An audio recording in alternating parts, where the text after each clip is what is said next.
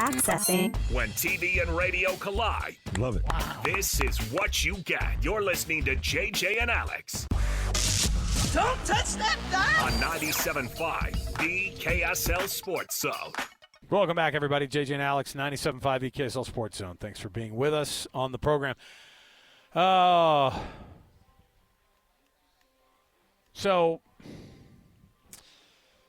I'm torn here, JJ, because on the one hand, I kind of wanted to stick it to – I wanted every possible moment to be able – for the Jazz to be able – and not that he would, not that he even thinks about these people, but we do.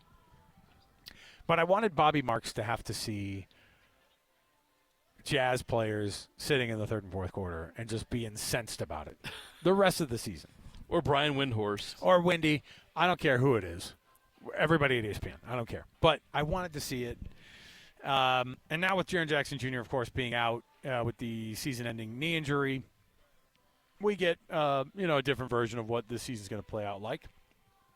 Not that different, I think, than we probably thought. But immediately, how does this impact the right now for this team? Well, I'll let you answer that in just a second. We're going to kick off the show as we always do. Officially, I always get ahead of myself when we're at these RV shows because, we just have a lot of eye candy in front of us. So there you go. It's the RVs, not different eye candy, okay? Settle down. So let's kick it off here with the cut. Let's jump in right here. It's time for the biggest story of the day.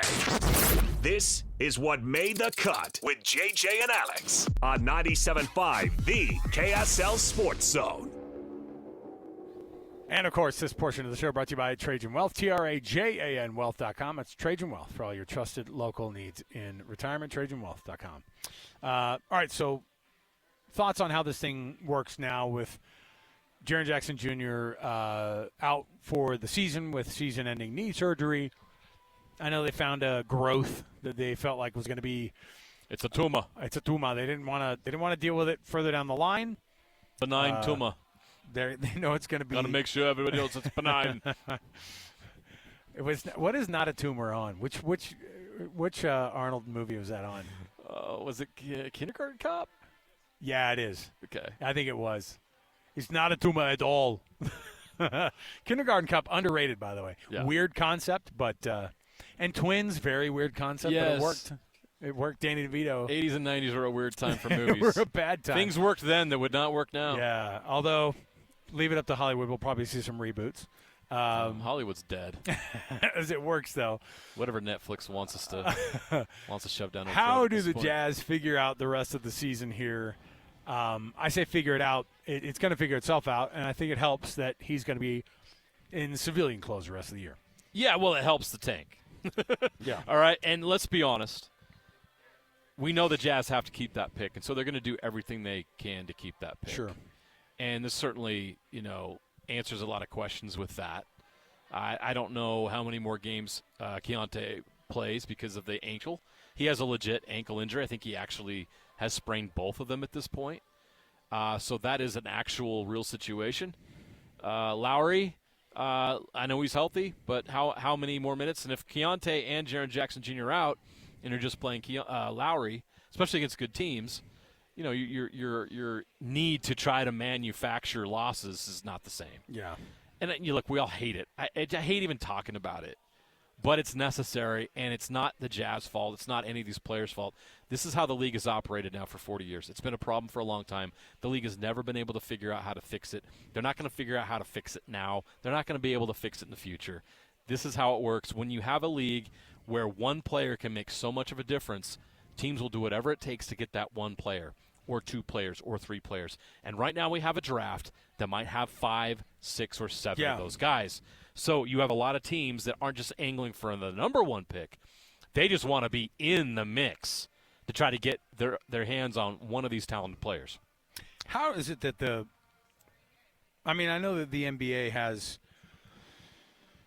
You know, it has its markets. I watched Jason Williams yesterday. I don't know why. I mean, I clicked on him twice, and now the algorithm is like, your best friend's white chocolate, right? And you're getting a lot of Jason Williams and like random NBA podcasts. And yes, and one of the things he said was, he's like, I guarantee that Jaren Jacks Jr. saw that, and every player sees they're coming to Utah, and they go, oh, mother beep. this from a guy that played in Sacramento for almost a decade? Yes. Come on.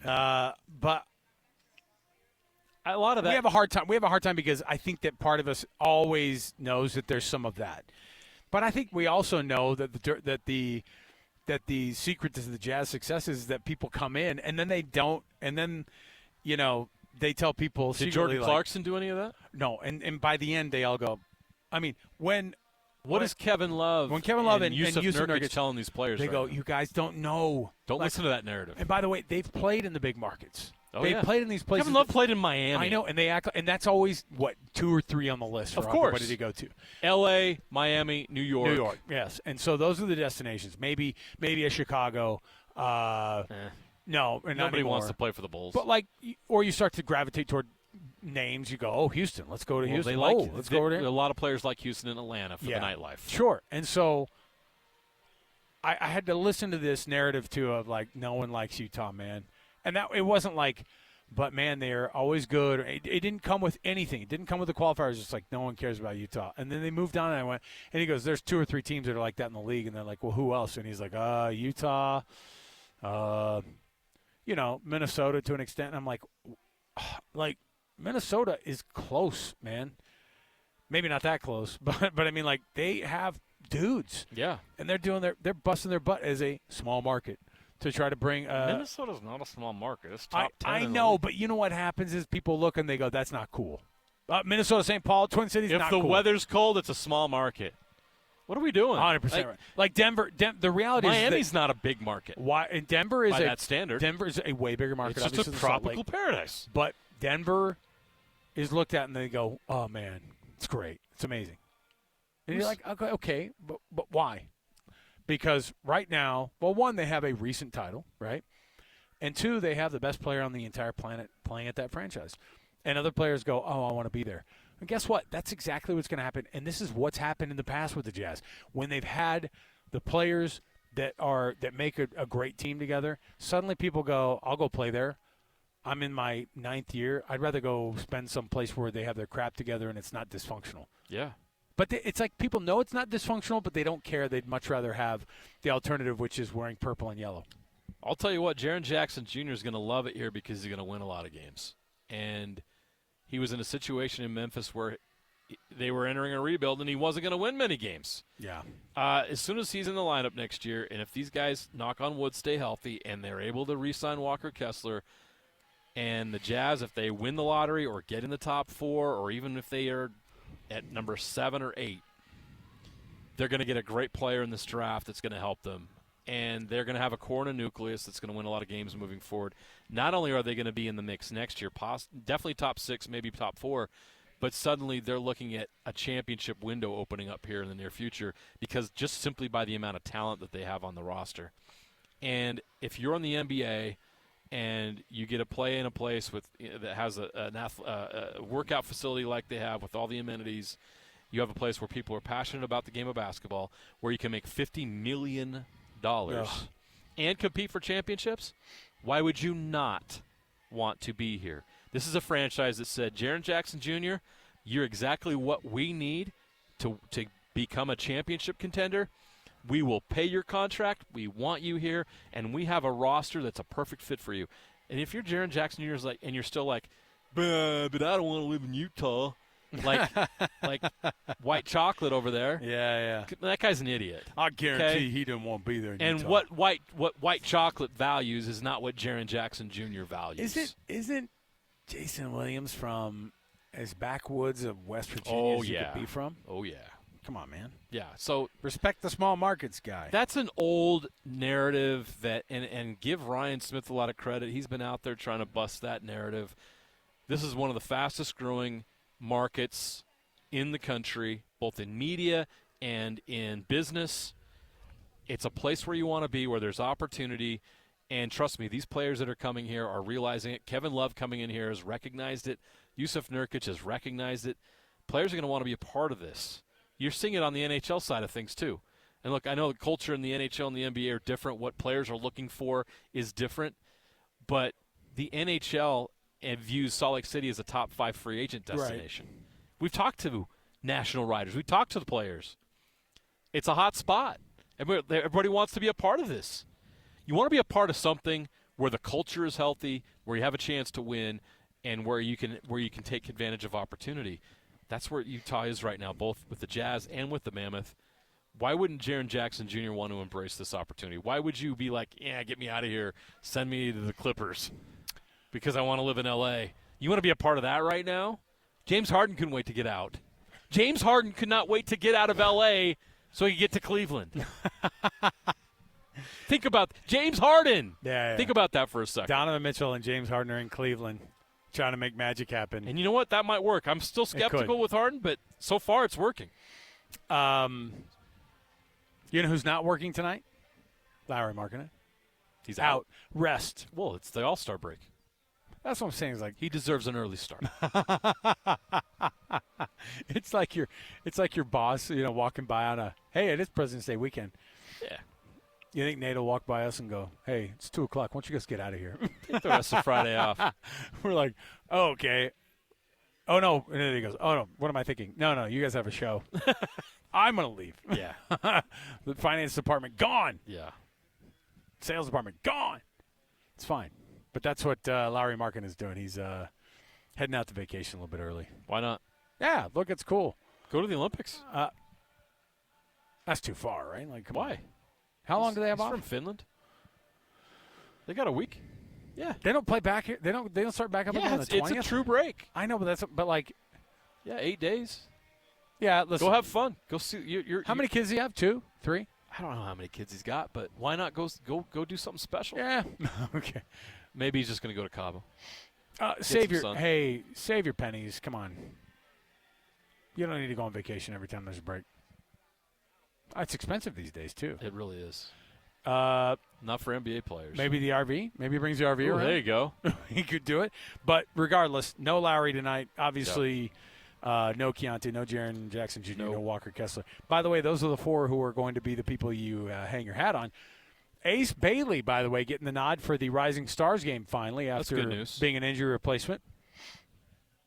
Do you get that's a cool experience. So I'm glad he's going to get the call.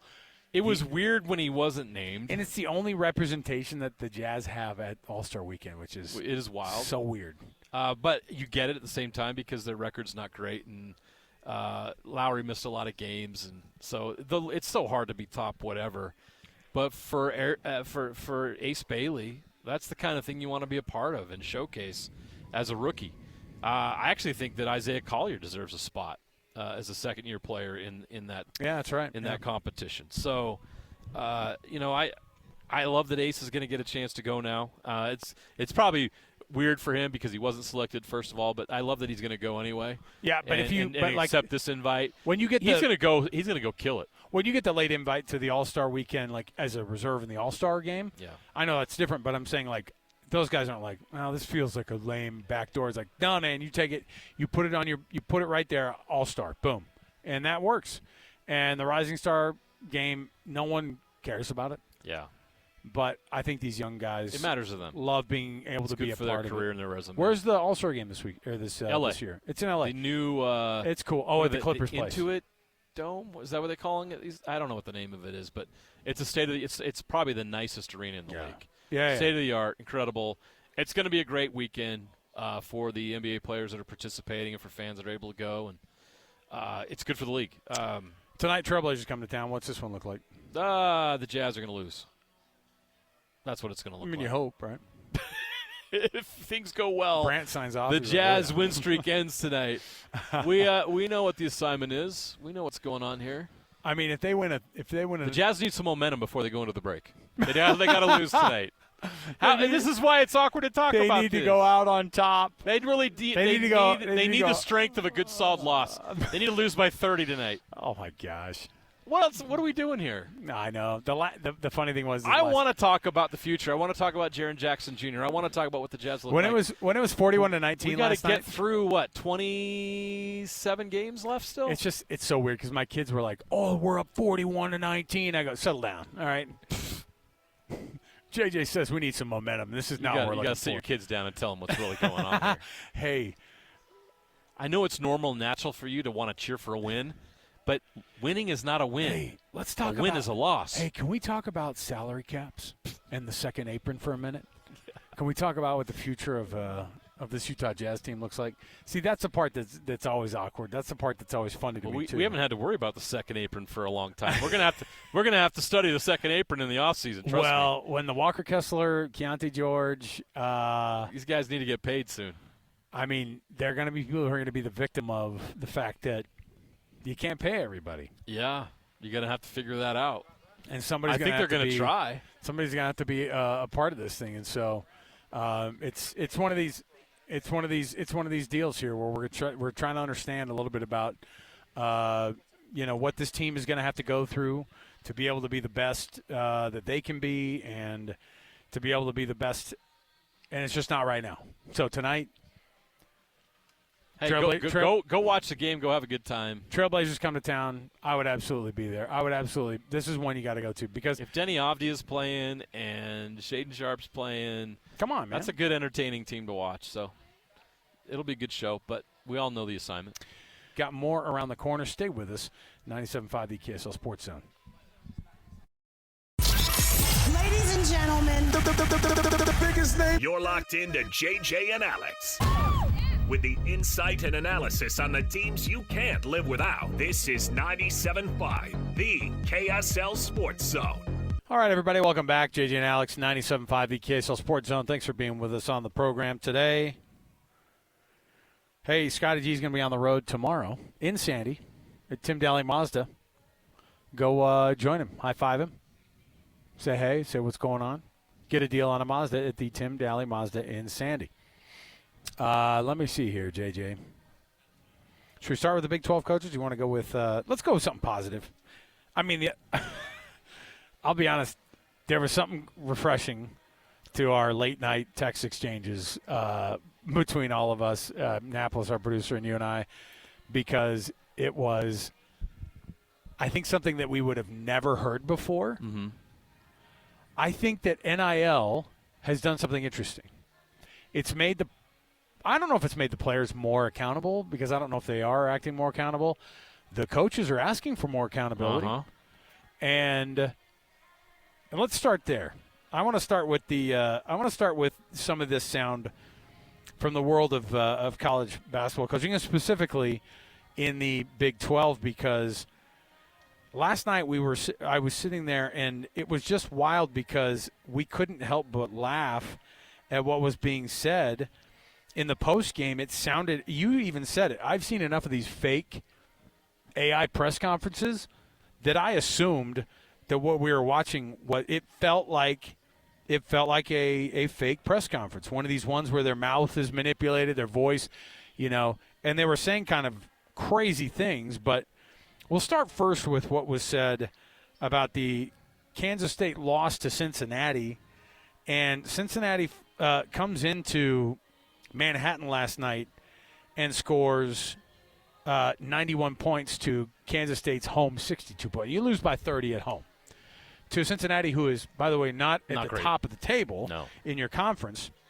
And Jerome Tang, maybe my favorite human being today, goes to the podium and goes with this direction to speak to his team. This was embarrassing. These dudes do not deserve to wear this uniform. There will be very few of them in it next year. I'm embarrassed for the university. I'm embarrassed for our fans, our student section. It is just ridiculous. We got practice at 6 a.m. tomorrow morning, and we will get this thing right. I have no answer and no words. So y'all got two questions. So whoever want to ask two questions, I'll answer them to the best of my ability right now. But right now, I'm pissed, and this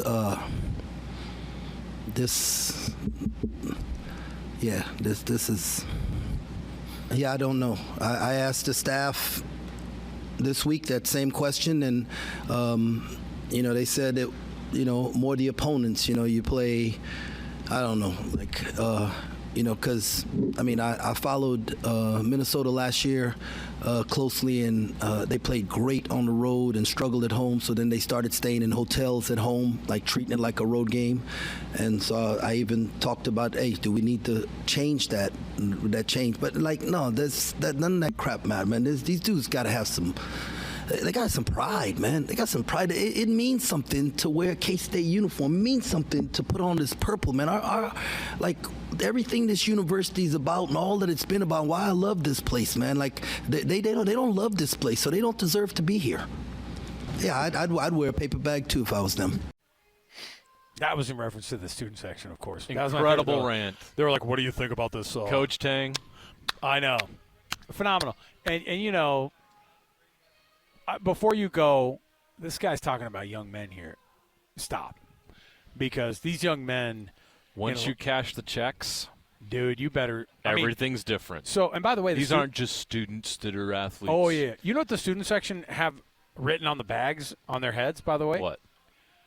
They're not saying get rid of Coach Tang. You know what they're saying? We have no dudes. That's what one of them said. We got no dudes. Because that's what Coach Tang has said. We got no dudes. Nobody wants to show up and play. And the other bag said, they want the checks. And there's and another said, please send money. Like, we need more NIL. And I think that, obviously the coaches and the athletic department might go, this is a bad look, coach. And maybe some parents are going to call up and be like, you said my kid's not going to be on this team next year? Well, I don't care. He's going to transfer. It's like, good. That's what he wants. I need guys who come in and who actually make a commitment. So don't worry, because there was another 30-point loss in the Big 12 last night, and it was Tad Boyle, the head coach of Colorado, who I don't know if he called. Happens to be BYU's opponent on Saturday. I don't know if he called Coach Tang and said, "What'd you say to your guys?" All right, I'm going to go off too. So here's what he said after getting their butts whooped by a very good Texas Tech team. But regardless, it was embarrassing. I think they only put up 44 points to the 74 that Texas Tech did. Here's what Coach Boyle said. So credit Texas Tech. They have a motto with their program that the toughest team wins, and there wasn't even question who the tougher team was tonight, and that was Texas Tech, and we weren't. And so I'm embarrassed by our performance. I'm embarrassed for our university. I'm embarrassed for the city of Boulder. I'm embarrassed for the state of Colorado. I'm embarrassed for every former player that's worn this uniform. And we got to own this. But, when you give up 17 offensive rebounds and then the biggest part of the game plan is taking away their threes from their shooters, and they make 12 threes, and then we foul them on another one with 0.3 seconds to go into the first half, it's just not good enough in any way, shape, or form. I started my career as a head coach at Northern Colorado in the Big Sky, and we would travel to Bozeman, Montana, and Missoula, and Utah, Pocatello, Idaho, and we would always fly commercial, and you'd lose on the road, and you'd get up at 5 o'clock in the morning, you catch a 6 a.m. flight back to Denver and then drive an hour to Greeley, and that's what we deserve right now. We deserve to be on a 6 a.m. flight out of Lubbock, commercial, Southwest, whatever airline you choose. We don't deserve a charter plane back to Boulder tonight. We got one. We paid for it. But we wasted our money. We wasted our university's money, and that's on me. So I'll take the ownership of this because I'm the head coach, and the buck stops with me. But I'm embarrassed. I've not said I've embarrassed very often. Well then, thoughts, JJ? What do you say after that? I do love that. Coaches would never do this. This is not a move that coaches would ever make. Sometimes you see the NBA coaches do this. This is kind of maybe it's like a Coach Tibbs type of thing, sure. An old school way of just being like, our guys played like crap tonight. They looked like hell, and you know what? I think these coaches are under a lot of pressure. These coaches are interesting because now this is college basketball, and it's high-level college basketball. But most of the time, coaches would never dare say that because of what he said at the end, which is, the buck stops with me. Yeah. And it's a kind of this weird thing that we've never seen in college basketball. And I think it's a product of, hey, listen, these guys want to be treated like pros, then I'm going to talk to them like pros because they're not acting like it. They're getting paid like it. And then they're not. And then they're showing up and scoring 44 points in 40 minutes. 44 points in 40 minutes. This is not the Wisconsin Badgers in 2022. Okay, this is not a recipe for winning. And this is not you slowing the pace. This is not you slowing the pace of the game down. And this is our style. No, like these other teams, like Texas Tech, or in the case of like Cincinnati, they go in there and they laugh as they're hitting multiple threes because a team doesn't show up to play. And at least Colorado was in Lubbock. Kansas State was at home, and they lose by 30 to a mid team in the Big 12. And so, I love it. I love the honesty. I love where they're at there.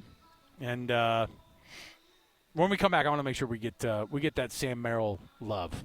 On the way back because he had a heck of a night. And big night last night. We've got some audio. Historic night. And we'll get you ready for the Utah Jazz versus the Portland Trailblazers over at Delta Center tonight, and your pregame starts at 6 o'clock, and the tip at 7. So stay here, 97.5, the KSL Sports Zone. Your home for the best coverage of the Jazz, Utes, and Cougars is right here on The Zone. This is JJ and Alex on 97.5, the KSL Sports Zone. And he did a great job. Took the ball from Jokic 3 different times and blocked 3 shots. 4 shots, actually, like you said. Sam Merrill have a dearth, a shortage of big men out here tonight. Does Merrill have another? Yes, indeed. Sammy Merrill with back-to-back 3s. Kenny Atkinson knows Koulibaly well, as Koulibaly played for Team France in the Olympics with Kenny coach, of course, Merrill with a terrific pump fake. Boy, he got Carrington on a flyby as Merrill has buried 3 early triples. 12. Yes. Sam Merrill. JJ, any thought? Money Merrill. Can't remember where he played in college. Utah State University, says Google. He was an Aggie? He was an Aggie. Was he was any a good? Bountiful Brave at the time. Was now he, the Redhawks. Was he any good at Utah He was pretty State, darn good, or? yeah. Now he's pretty darn good in the NBA. What a night last night. Was it a career night for him? Career night last night, just the first half alone. 13 minutes in the first half, 26 points, 9 of 9 from the field, 7 of 7 from 3. And he had a 30-point game. He ends up with 32 points, 11 of 12, 9 of 10 from 3. Nice. First player in Cavs franchise history to record 25-plus points, 5-plus threes on 100% shooting in the half in the play-by-play era. LeBron James played for the Cavaliers for a long time, by the way. The second most efficient 30-point game in NBA history. Well, look at that. Something tells me Sam has got a place in the NBA for quite some time. Yeah. Just keeps impressing us as his better. career goes on here. So, Jazz and the it's going to be awesome. Look, it's going to be Jazz basketball right around the corner here. You're going to get pre, half, and post with Coach, and I think Jake might be out of town though. So Jake taking a night off. Yeah. So good for him. All ready to the break. So stay here with us. More to go. 97.5 the KSL Sports Zone.